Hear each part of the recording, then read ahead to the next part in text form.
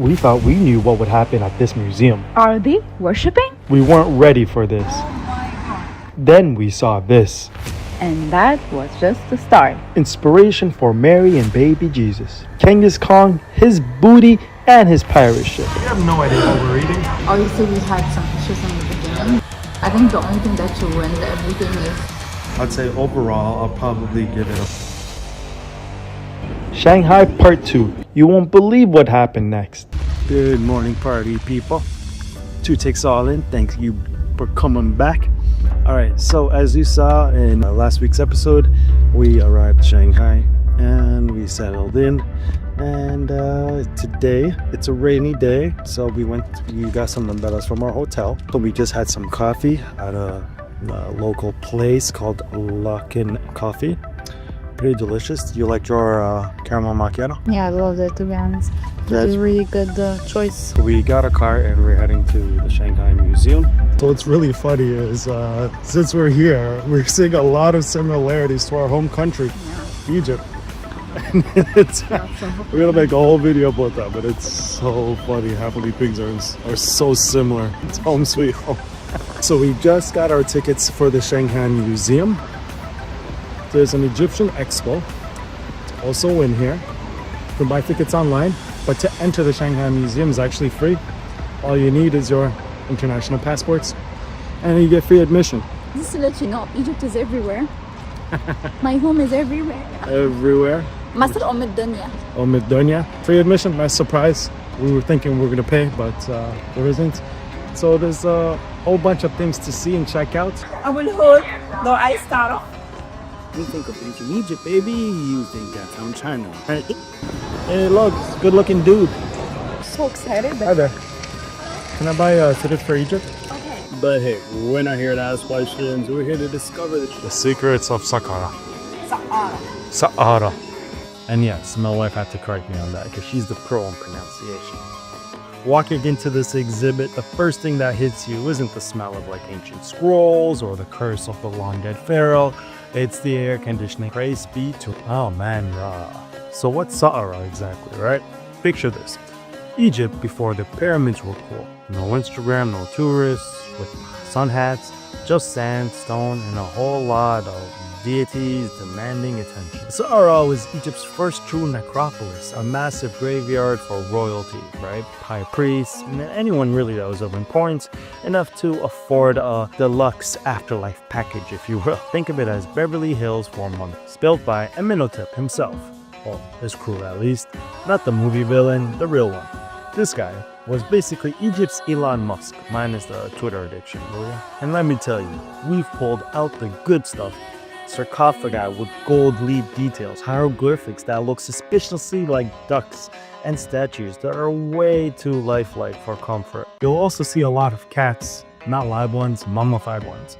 Because in ancient Egypt, cats weren't just pets, they were venerated. Here's something crazy. Many of the tombs in Saqqara weren't actually discovered until the last 100 years. What I love about this exhibit, it doesn't just show you artifacts, it tells a story, right? A story about a civilization that obsessed over the afterlife so hard they built monuments to outlived empires. And here we are, halfway across the world, in Shanghai, standing in their shadows. It's humbling, really. It's surreal. And honestly, it's a little bit spooky, but in a cool way. The Raiders of the Lost Ark kind of way. So if you ever find yourself in China and hear whispers of Saqqara in the wind, follow them. Just maybe skip the part where you open a cursed tomb. Okay, now we're stepping into the age of bling, baby. If Saqqara was a slow-burning origin story, Tutankhamun is the blockbuster sequel. This part of the exhibit is all about the golden boy of Egypt. Literally, this guy's sarcophagus is more extra than a rapper's tour bus, well, except for Soldier Boys. So who was Tutankhamun? He's known as King Tut, you know, because he's my boy and all, as we like to call him. He's arguably Egypt's most famous pharaoh, which is hilarious because he didn't really do that much. He became king at 9 years old. At that age, I was still trying to debate my mom not to go to school. This guy was making state decisions in eyeliner, mind you. He ruled for 10 years and died around age 18. Historians still debate what happened. Illness? Injury? Too much pyramid pressure? Who knows? What we do know is that his funeral arrangements were next level. Now in this room, it's Gold City. You've got jewelry, daggers, statues, ceremonial beds. Basically, everything you need to be famous in the afterlife. The irony, King Tut wasn't famous until long after he died. It wasn't until around 1920s, I want to say, when the British archaeologist Howard Carter, I think, discovered his nearly untouched tomb. It was the archaeological version of opening a surprise loot box, and inside was 5,000 years of what the actual people started Tut mania, right? Hollywood jumped in, there were dances, books, cursed rumors. He became the Elvis of ancient Egypt. Walking through this part of the exhibit, it's wild to think of how much effort went into preparing one person for death. Meanwhile, I forgot to pack my toothpaste for this trip, right? There's an insane amount of symbolism. Ankh, scarabs, cobras, everything looks like it might either bless you or bite you. I tried to touch one and got side-eyed by the security guard from 20 feet away. I ain't taking that risk. Ancient Egypt, still intimidating though, nonetheless, and very humbling. Tutankhamun might have died young, but his impact, eternal. And even here, thousands of kilometers away in Shanghai, his golden glow is still making jaws drop. So if you're wondering what immortality looks like, it's probably wearing 24-karat gold and posing dramatically on a throne. Now we've seen tombs, treasure, and teenage kings. But now we zoom out to the big picture. The world they ruled, the myths they believed, the land of the pharaohs, which, spoiler alert, isn't just about pyramids and posing dramatically in linen robes, although, yeah, that did absolutely happen. So let's clear something up. Pharaohs weren't just kings, they were deity representatives on earth, like the Pope, political leaders, high priests, walking sunbeams, if you will. Basically, imagine your boss, but with absolute power and a personal sphinx. They had names like Ramses, Tutmosis, Nefertiti, even Cleopatra. Okay, well, even though she's Macedonian Greek, she came later, but still iconic. They had dynasties longer than the Simpsons, and yeah, that's a long time. And their job, rule the Nile, keep the deities and people happy, and build really, really, really big things out of stone. Life in ancient Egypt wasn't all gold masks and chariot races. Most people were farmers, builders, scribers, unless you were royalty, in which case your main job was really posing for statues. The Nile was life, like how ball is life. If the Nile flooded, good year. If not, well, famine and panic. Imagine your whole economy depending on one river. It's like Canada's GDP depending entirely on how well Tim Hortons brews its coffee that week. But despite the challenges, these people built one of the most advanced civilizations of their time. We still can't figure that out. Medicine, astronomy, even toothpaste. Yeah, we're talking toothpaste. We're talking baking soda and mint leaves, not the fluoride-infused Colgate. Every symbol meant something. The Ankh, life. The Eye of Horus, protection. The Scarab, rebirth. Honestly, Egyptians had a graphic design language before graphic design was even a thing. I'm struck by how much still resonates. These were people who dreamt big, built bigger, and obsessed over legacy. Thousands of years later, they're still telling their stories through stone, gold, art, and now through a couple of curious Canadians wandering a museum in Shanghai. And while I didn't find any ancient scrolls explaining how to pronounce Saqqara without asking my wife every time, so that's it. From Saqqara to Tutankhamun to the mighty pharaohs themselves, a civilization of mystery, power, beauty, and just enough curses to keep things spicy. Just when we thought the ancient world tour was over, the museum hits us with a surprise bonus level, Marco Polo mode unlocked.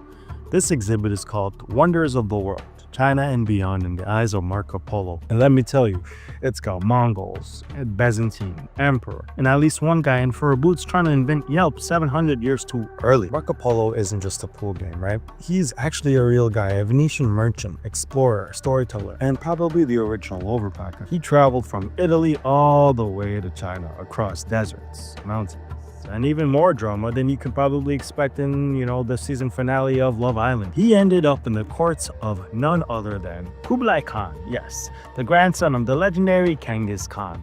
Imagine showing up to a job interview and realizing your new boss owns half of Asia. Speaking of Mongols, this part of the exhibit gives a crash course in the empire that basically spread run through world domination. So here we are, standing in Shanghai, tracing the footsteps of a Venetian who walked from one end of the earth to the other, and somehow made it back with both eyebrows in an epic travel diary. From mummies to Mongols, this museum didn't just tell a story, it moved through it. And somewhere between the pyramids and palaces, we realized something. The world's been connected a lot longer than we think, with just more camels and fewer Wi-Fi signals. We just wrapped up at the Shanghai Museum. It's pretty good. Free entry. You get to check out all the cool stuff about ancient China, the Mongols, the Byzantine Empire connection, Genghis Khan, Marco Polo, you name it. It's all over here. And they have a pretty cool exhibit about ancient Egypt. So yeah, it was really cool. Highly recommend it. Check it out if you can. What would you give it out of 10? 8. 8's pretty good. I would agree. 8 out of 10. The fact that it's free for the Chinese part and then you just have to pay $50 for the Egyptian part, it's pretty cool. All right, now we're gonna go grab some food, snack on, because it's a lot of walking. And they have like a dessert place in there, but we just want to try something new outside of the place. So yeah, let's go look for some grub.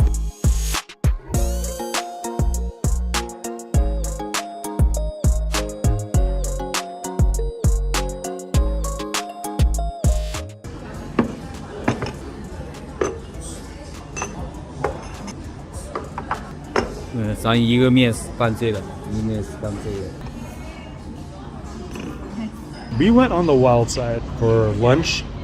We went deep into the Chinese culture, something we never do. We have no idea what we're eating. There's this thing. I don't know if it's sea urchin. Got some rice, some noodles with the orange paste that was like in this bowl. You can tell me what it is. I have no idea. I think this is baby shrimp. This is like a fish noodle, and I think this is cucumber bisi. I'm not sure. But we're going in deep. We made sure that there's no pork, so that's important to us. We gotta let us know what the hell we're eating. It's very exotic. Flavors we've never tried before. Never. Have you ever tasted this before? You've never tasted this stuff before? Yeah. New flavors waking the palate. We're all in. Yes, 100%. 100%. No idea, but we got a good rating, good location. We're big. Shanghai Times Square, baby. Oh my god.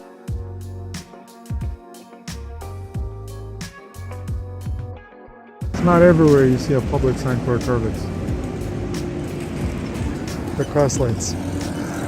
You have street names and tourist signs. How convenient. Yeah, everything.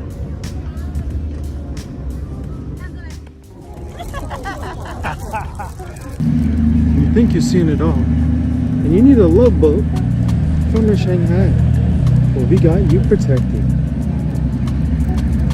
Where love takes place.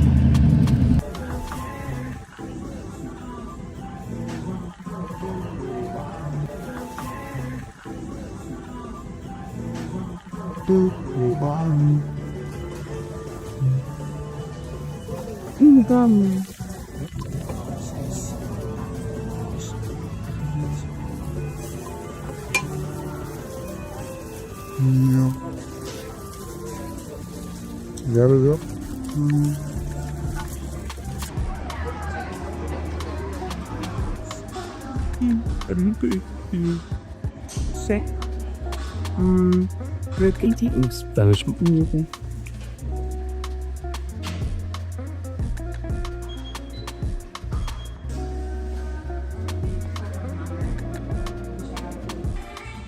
Big cutie. Happy latte. This is the largest size they have. Unfortunately, not a lot of coffee in here. It's a Spanish latte. And guess what? They don't have honey. Even though the word Arabica is here and we're in China. Who loves coffee? I mean, who loves honey? But no honey here. So this is almost finished and I just left the store. So we're probably gonna check out another place to grab some extra coffee because I definitely need it. You need it. I'm okay with my matcha. The matcha's good? Yeah, it's actually stronger than I used to eat in Canada. Obviously, the fact that there's no honey doesn't taste the same. And you got pretty good quality in Canada. You got like the ceremonial version. Yeah, if not, even when I buy from like store, like when I buy to Starbucks or Arabica, usually it's like because of the honey, it doesn't taste that. Like this one is bitter. Yeah, the honey would balance it out. Yeah. Pro tip: bring your own honey. Oh yes. So yeah, so maybe I'm gonna finish this and make myself another coffee too after. I loved the one we took yesterday. What's called?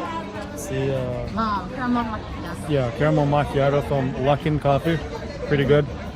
All right, we're gonna walk around. We're a little hot. I'm gonna cool off and wake up with these coffee.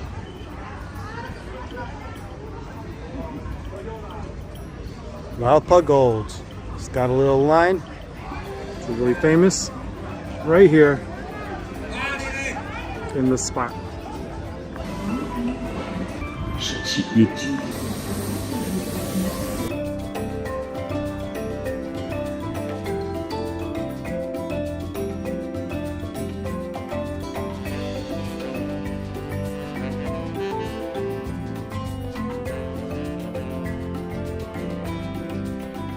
That's how you know they're built different. They got a vending machine for books. That's so cool. Vending machine for books, y'all. Where we go? We're so behind. I've never seen this before. Yeah. How cool is that? It's something different. First impressions on the Pete's cheese latte. It's very creamy. That could be very cheesy, but Is it good? it's very creamy. It tastes good. It tastes like a thick coffee, like extra cream, which makes sense. I don't expect there to be floating chunks of cheese. No, Because it tastes just- cheese. yeah, no, it's very dairy, absolutely.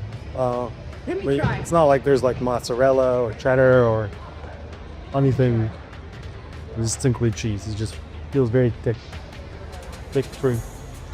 Yeah, it doesn't taste anything different than Morocco. Oh, you're living the life.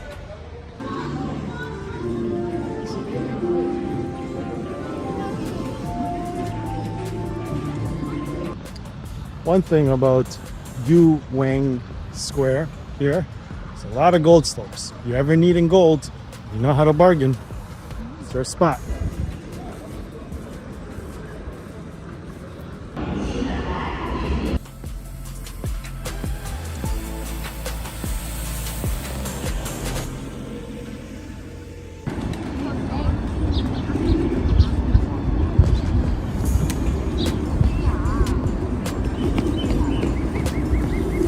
They got white pigeons.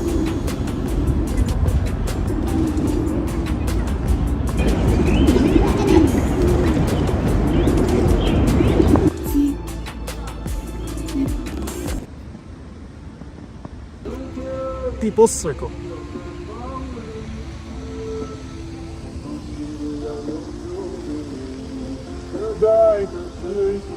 Very beautiful. And we got white damn pigeons. They got white albino pigeons. Not a speck of color on them. How? And now not a speck of color. It's pure white. Not beige, not pink, nothing even close. I don't know why that's so captivating. I feel like you're so impressed by them. Well, the white pigeons are crazy.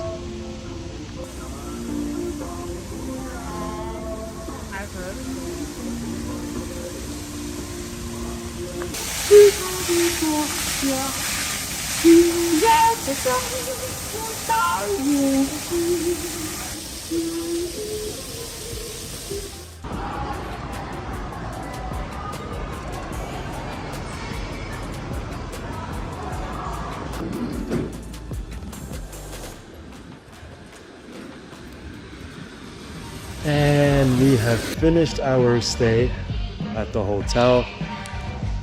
Centrally located at Yuyuan Garden, old Shanghai, right next to the subway station. Very busy market nearby. All in all, not too shabby, not too bad. What are your thoughts? I think it was really very tall. Obviously, we had some issues in the beginning, but in 2012, it were really nice there. And we conquests in office. The location is very nice. I really love the area, very traditional mixed with some modern touch. Yeah, the everything, as you said, the subway is big. The hotel, like it's clean, nice. You do all the rooms in your room. And I don't feel like then when you complain. No, they're a bit up to them. Maybe the only thing like it's different from Canada is like the toilet paper. They don't put extra the paper. The roll is very small. Yeah, there's nothing else, to be honest, to talk about that. Like other things, it's very nice. I loved everything about it. The area, as I just said, it's amazing. Very, very, really good area. I think the only thing that ruined everything is the weather. It's raining so much, and I couldn't really enjoy everything the way I would love to. But doesn't make it didn't enjoy it. I'm saying I really enjoy it. So I think for first time here in Shanghai, in China, historic in Canada, the experience we went there, well, everything was like nice. Yeah, I can't wait to come back in this summer so I can enjoy way more everything and see way more detail, because I think there's a lot of stuff that I really want to see, but the year had it just so. Yeah, we came around springtime, so it's like obviously rainy season here. The whole toilet paper situation, they give you like used rolls. It's never like a full roll. No, it is a full. Is it a full? Oh, yeah. Okay. I checked yesterday. It's like zipped, like when it's like the roll is new and it's closed. Okay. Yeah, I realized, because I thought the same thing as you in the brain. I was like, what the hell? Yeah. And then I checked twice and realized it's the roll here. I think they use a small one. Yeah, I think they use like a smaller size standard version. And Compared to ours, like like cashmere or the classic Western toilet paper. I feel everything here is like smaller than where you're used to in Canada. Yeah, the coffee size, the Yeah, I would say like this area has like a Starbucks and McDonald's nearby, and like I'm used to like grabbing like a Tim Hortons or McDonald's coffee back in Toronto, and I would always get like a large start off my day for about $2. Over here, I got like a large for about $2, but it was the size of a small cup. It was very, very tiny. Not even a medium, like literally a small. And so I think it was a regular size in Canada, like not small. Small, like it's That was so small. because you drink a lot of coffee, but the size of like the regular one, it's like a large. Like even for this company, see, that for me is like a medium. Yeah. like I think It was smaller than that when you ordered a large from McDonald's. And they don't have extra large. It's either small or $2 more for a large. And this is like the only size they have in looking coffee. Yeah, one size standard, no smaller, no bigger. So it is what it is. But overall, yeah, spring season's here, so it's a really rainy, great location. The electrical outlet situation, you don't have to bring a converter. They have like a universal outlets. That way you can plug in like your regular sockets. They don't have like the 3-pronged version. They only have the 2-pronged version. So if you bring in an extension cord or something like that, be sure to consider that.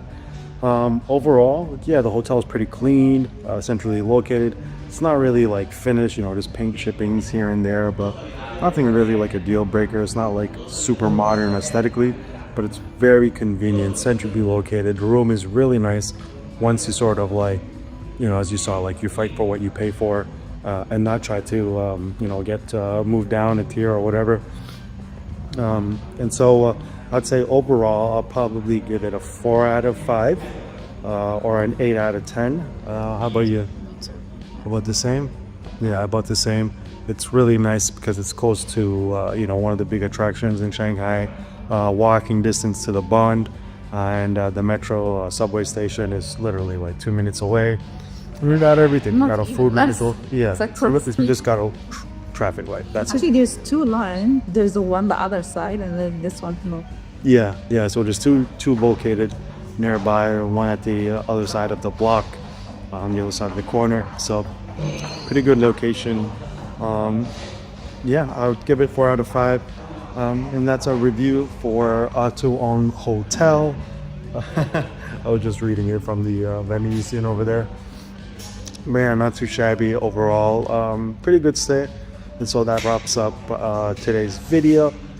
Be sure to check out that next video. Thanks for watching. Subscribe.